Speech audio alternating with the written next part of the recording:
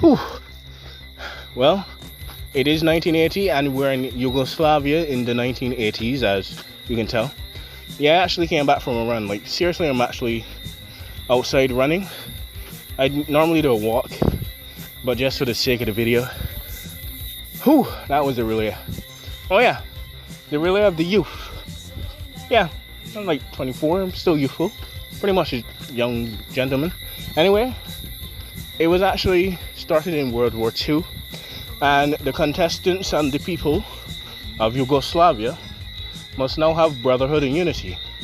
But what is more unifying than running over 7 countries of Yugoslavia? Okay, I thought it was going to be fun and quirky, but it's actually taking a lot just to do this, so please enjoy the video. We're gonna look into the why, the how, and where the relay of the youth finally met its end in 1988. Alright. Okay, I didn't want it to be like too long, but I think it might be too short. But we're gonna look at it, we're gonna enjoy it, and we're gonna learn something from it. I got pulled into the relay myself because they thought I was from the SWAPO again. They thought it was Namibian again. So we're just here running. Ooh, I really need to get a passport of some sorts. Preferably not Namibian again. So anyway, sit back, relax, enjoy, and let me actually take a breath. Like, this is legit. As you can hear, this is like legitimately me running and walking. This is not like me pretending, this is literally me. I know it's a bit rambly. I guess the comedy will come from the fact that I'm actually doing this entire thing. Anyway, enjoy the relay of the youth. How it started, how it began, and how a couple of children on Youth Day ran across Yugoslavia. We're in a village in Sarajevo, in Bosnia and Herzegovina, that is sheep. Your voice. Alright, I'm running. Anyway, enjoy the video. Socialist regimes love themselves some pomp and some circumstance, and the razzmatazz surrounding the relay of the youth, or the Stafeta Mladosti in Serbo-Croatian, takes all of the necessary boxes. The relay achieves two major aims of socialism, namely uniting the whole country into one challenge and engaging the youth in an active manner. Yugoslavia came out of World War II as a united nation in international conversation only. The state had been decimated by a brutal three-way civil war, and on top of that, World War II. During the first half of the 1940s with the Ustaše state, Serbian collaborators, Chetniks versus partisans, and of course the Bosniak SS. And Josip Broz Tito was the man tasked with bringing everybody back together again. His mantra of brotherhood and unity constantly ran around the country and rang around the country. But Yugoslavia still needed something to unite the younger generations with. The idea came from a student organization in the central Serbian city of Kragujevac, home of the Serbian automobile industry. The premise was actually quite simple. A baton was to be carried from town to town, traversing the whole country before being handed to Tito on his official birthday, the 25th of May. As a side note here, he's actually born on the 8th of May, but during the reconquest and reoccupation of Yugoslavia by Yugoslavs after the Nazi and Italian invaders, he changed his birthday to the 25th, which recognized as a rebirth of sorts when he liberated the country again. So he saw that as his official birthday again. Now, 12,500 children took part in the first race, which covered 9,000 kilometers and also came with 15,000 signatures from young people in the region of Šumadija. The original relay actually ended in the Croatian capital of Zagreb, but the decision was soon made to switch the finish line to the Yugoslav capital of Belgrade. Where did the race start? Well, Tito's home village, of course, in the tiny town of Kumrovec. Being an official state-sanctioned event obviously held, but the size of the relay quickly ballooned.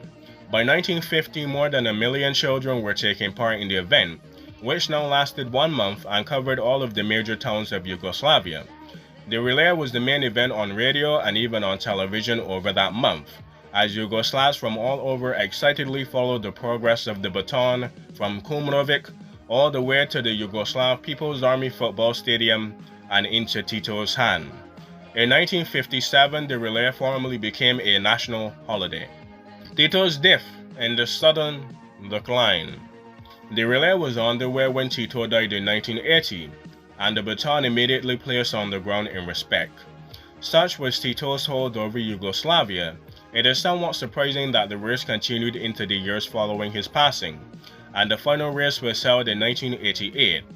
Enthusiasm for Yugoslavia was kind of waning, so enthusiasm for a symbolic relay of unity was all but extinguished.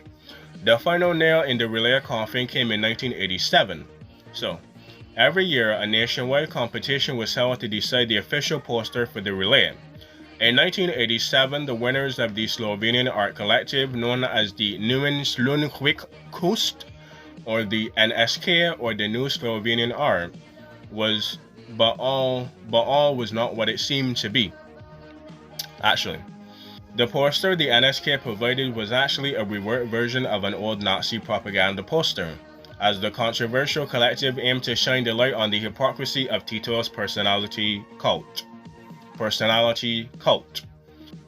Somehow the poster managed to win the competition, but the truth soon came out, and many believe that this marked the end of the relay of youth.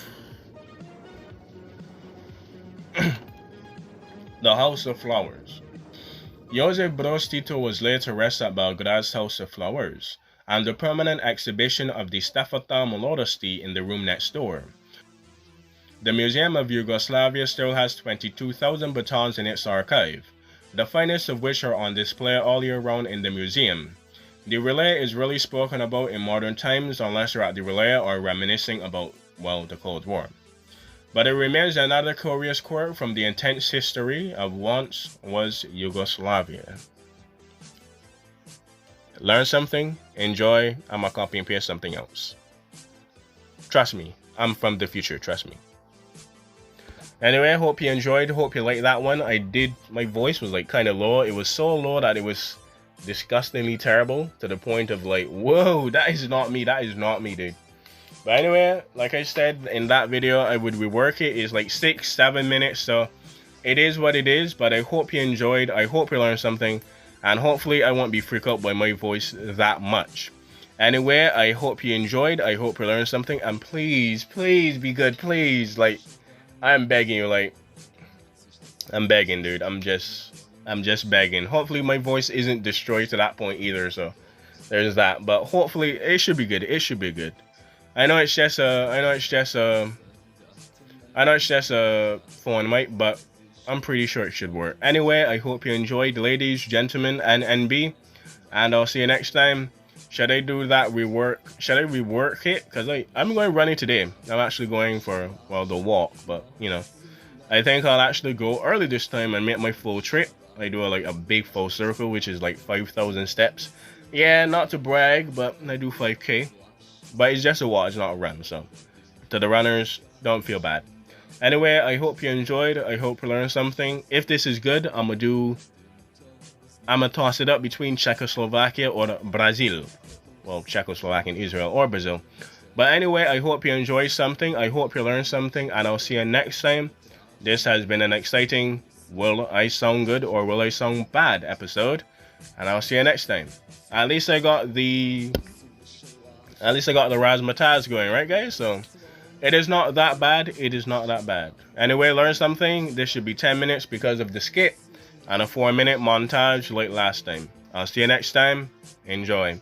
Ladies, gentlemen, NB, learn something. Keep fit. But, yeah, keep fit, because if you might gotta run away from Yugoslavia, you might just gotta.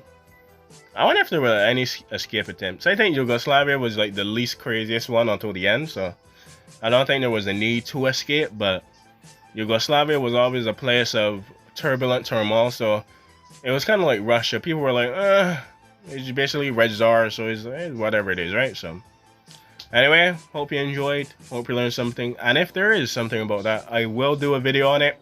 but don't quote me, and don't even tell me to do it. I'll find it. Learn something, and I'll see ya next time. Peace.